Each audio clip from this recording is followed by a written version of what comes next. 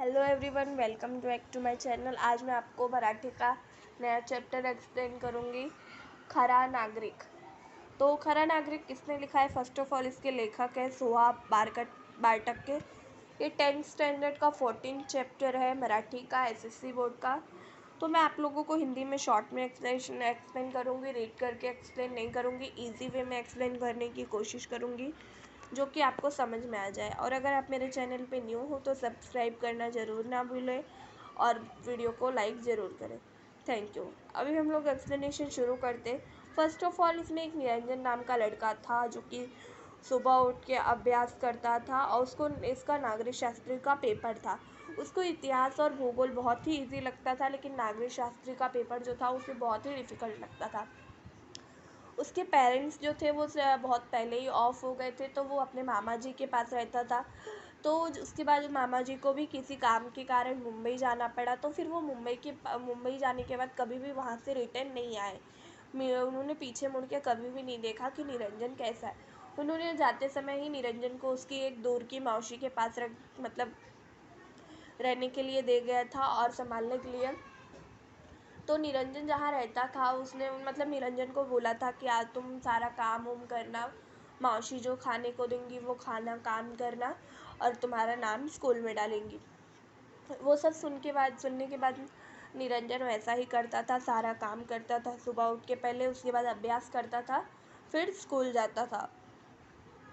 School जाने से पहले वो वार लगा हुआ था, वहाँ पे जाता था। उसको जो एक गुरुजी थे, यहाँ पे नाम दिया गया है भाड़सावड़े गुरुजी, वो बहुत ही अच्छे थे। उन्होंने पूरा उसके बुक का खर्चा और फिर पढ़ाई लिखाई का पूरा खर्चा वही देखते थे।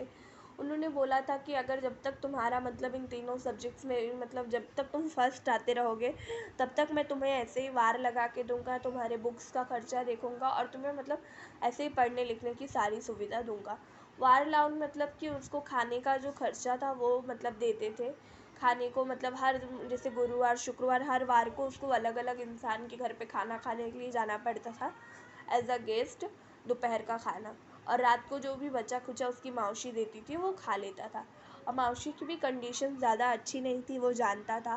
मौसी की कंडीशन भी ख़राब थी, लेकिन फिर भी उससे जितना होता था वो करती थी। उसने कहा था कि जब तक उसका अच्छा मार्क्स आएगा तभी तक ये सारी सुविधा उसको मिलेगी, इसीलिए वो दिल से पढ़ाई करता था।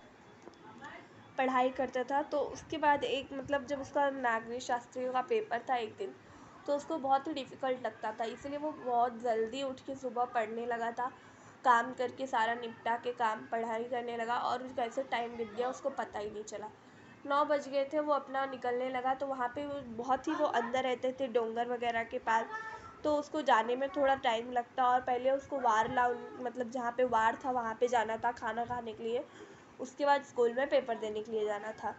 तो वो जब जाता था तो वहाँ पे पहले वहाँ पे एक नदी थी, उस नदी को चल के पार करना पड़ता था, लेकिन अब वहाँ पे पुल बन गया है जिसकी वजह से वो लोग आराम से जाते थे। और उसके बाद एक कोंकण रेलवे था, तो वो जो कोंकण रेलवे था उसको पकड़ने के लिए वो बहुत ज़्यादा ही उत्साहित था।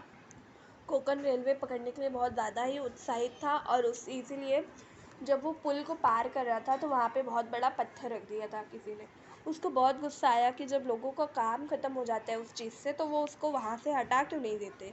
तो उसने सोचा किसी को चोट ना लग जाए पत्थर से, इसीलिए उसने उस पत्थर को हटा दिया और आगे जाने लगा। आगे जब वो रेलवे पकड़ने के लिए जाने लगा वो बहुत ज़्यादा खुश था, पहली बार रेलवे पे चलने के लिए। लेकिन जब उसने देखा तो रेलवे की पटरी के नीचे स्क्रू निकल गया था और खड्डा हो गया था।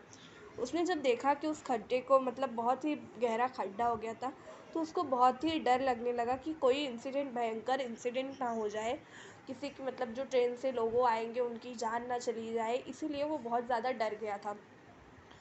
तो सब लोग ने क्रिकेट खेलने के लिए उसका स्क्रू निकाल के उस प्लेटफॉर्म पे क्रिकेट खेल लिया। 2 बजे के बाद वो रेलवे बंद हो जाती थी, तभी वो काम हुआ था। तो उसने जब ऐसा देखा तो उसको ऐसे रोने की आवाज़ आने लगी, रेलवे आ रही है ऐसी आवाज़ें आने लगी। तो उन भयंकर एहसास से और ऐसा सोच सोच के उसको उतना डर लग रहा था, उसने सोचा कि ये यहाँ से जो स्टेशन है बहुत दूर है, लेकिन फिर भी अगर मैं स्टेशन जाऊँगा तो मुझे पेपर के लिए लेट हो जाएगा। लेकिन लोगों की जान बचाने के लिए वो भाग भाग कर स्टेशन गया। जब भाग भाग कर स्टेशन गया तो वहाँ पे जो स्टेशन मास्टर थे उनको वो सारी चीज़ें बताया। लेकिन स्टेशन मास्टर वो सारी चीज़ें मानने के लिए मतलब उसको लगा कि ये सब झूठ बोल रहा है और मानने के लिए तैयार ही नहीं था। फिर वो बोला कि अगर मैं झूठ बोल रहा हूँ तो आप मुझे पुलिस के पास मतलब रख दीजिएगा, बंदी बना दीजिएगा, लेकिन पहले मेरे साथ चलिए। जैसे ही वो लोग जाके देखे तो वहाँ पे सच में खड्डा था और उन्होंने ट्रेन को रोक दिया। बोला कि रेलवे अब जब तक नहीं आएंगी जब तक यहाँ का काम ख़त्म नहीं हो जाता। और उसको उस लड़के के ऊपर बहुत ज़्यादा ही गर्व फील हुआ कि आज के टाइम पे भी ये ऐसे लोग हैं जो कि मतलब नागरिक की रक्षा करना जानते हैं। और वो जो लेकिन जो निरंजन था वो चुपचाप एक जगह पे बैठा हुआ था क्योंकि उसका पेपर छूट गया था और वो बहुत ही निराश हुआ था। लोग आए उसकी फ़ोटोज़ वगैरह खींचे कि इतने मतलब अच्छी तरीके से उसने लोगों की सहायता की है। और दूसरे दिन जब वो मतलब एकदम निराश होकर बैठा हुआ था वर्तमान में, तो वहाँ पे एक वर्तमान मतलब एक पेपर में न्यूज़पेपर में उसकी फ़ोटोज़ छपी थी कि ऐसा-ऐसा काम किया उसने। और जैसे ही मतलब उसने देखा तो उसके गुरुजी आए थे और उसने पैर छू के उनसे माफ़ी मांगी कि मेरा पेपर छूट गया, इस बार मेरा वार वगैरह सब चला जाएगा, अब मैं क्या करूँगा।